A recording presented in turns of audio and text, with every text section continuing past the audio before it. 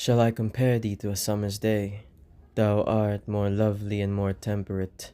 Rough winds do shake the darling buds of May, and summer's lease hath all too short a date. Sonnet 18 by William Shakespeare. At yung tanong ko naman para sa'yo, did you like the poem? Well, hindi naman yun yung buong poem, pero nagustuhan mo ba, at least? It's possible na some of you may say yes, some of you may say no, and that's perfectly normal. But let's be honest, sa panahon ngayon, bihira na nakaka-appreciate ng poetry. O baka sadyang marami lang hindi na nakakaintindi ng poetry.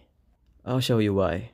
And I'd give up forever to touch you, 'cause I know that you feel me somehow.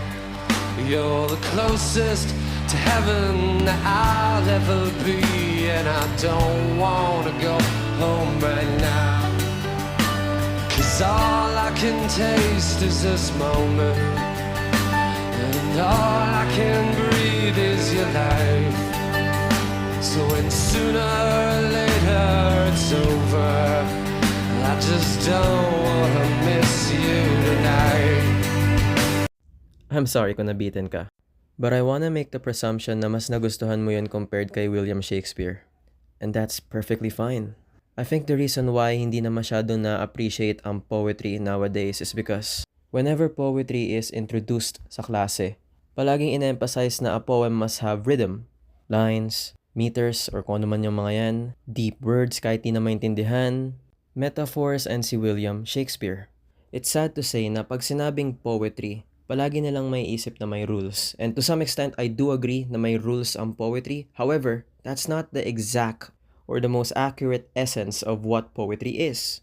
Kaya madaming hindi nakaka-appreciate ng poetry is because they think na it's all about rules, stanzas, lines, malalalim na salita, and something na kailangan lang nilang gawin para makapagpasa ng activity.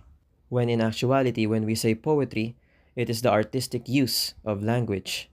Let me repeat, artistic use of language.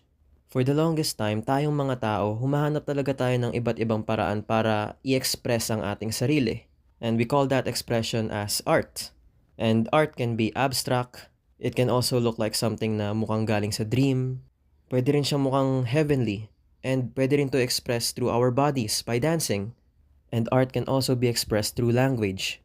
Instead of saying, I love you, but we can't be together, why not say, I choose to love you in silence, for in silence I find no rejection. I choose to love you in loneliness, for in loneliness no one owns you but me. I choose to adore you from a distance, for a distance will shield me from pain. I choose to kiss you in the wind, for the wind is gentler than my lips. I choose to hold you in my dreams, for in my dreams you have no end. The reason kung bakit onti na lang nakaka-appreciate ng poetry is because hindi na siya tinuturo in a way na dapat we must remind ourselves that poetry is art. And art doesn't have to have rules. Hindi natin kailangan sumunod sa mga rhythm, sa mga lines, sa mga meters. Poetry is about writing to express yourself. If you're a teacher watching this, wag mong ikulong yung mga students mo sa 3 stanza, 4 na lines, dapat magkakatunog sa huli. Ako'y tutula, mahabang mahaba, ako'y uupo, salamat po.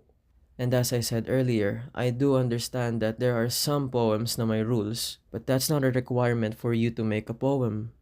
Poetry is the artistic use of language, and you don't have to follow the rules because it is art. You just have to express yourself. And yes, the rules are there to guide us para maganda yung maging output natin. But what matters is yung intention.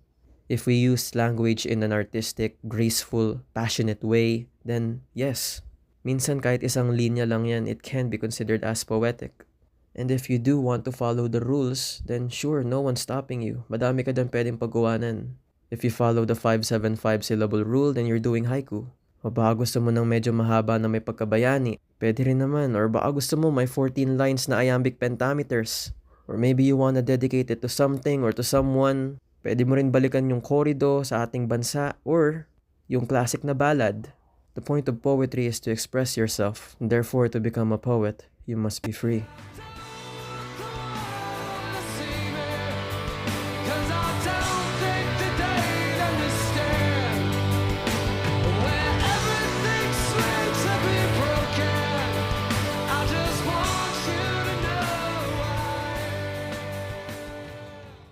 The song I used for this video is Iris by Goo Goo Dolls. Obviously, it doesn't belong to me, but the reason why I'm specifying this is for me to avoid copyright claims. I do hope madami kayo natutunan, and bye for now.